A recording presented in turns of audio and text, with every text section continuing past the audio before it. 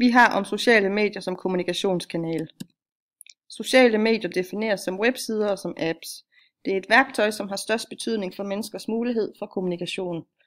2,2 milliarder mennesker anvender aktivt sociale medier. Sociale medier som kommunikationskanal eksternt. Det betyder, at virksomheder kan styrke deres kundeloyalitet ved at gøre sig mere synlige og tilgængelige via direkte kommunikationskanal. Sociale medier gør det muligt via kommunikation til mennesker, at en besked, billede eller et video bliver delt viralt.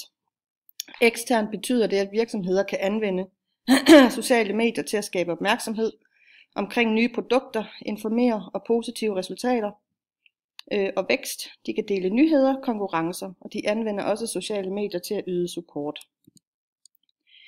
Sociale medier som kommunikationskanal internt, det betyder social business trend.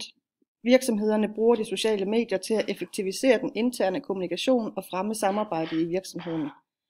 Der er opstået en social business trend, hvor virksomhederne i stigende grad de bruger sociale medier til at optimere virksomhedernes kommunikation og interne arbejdsgang.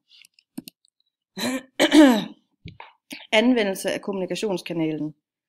Målet for virksomhederne er at skabe en ny interaktion, gå efter de potentielle kunder, som følger virksomheden og 5-3-2-reglen.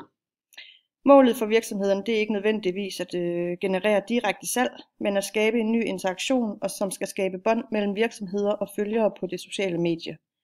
Virksomhederne de skal prøve at skille sig ud på sociale medier ved at koncentrere sig om de mennesker, som endnu ikke er kunder, men som er potentielle kunder.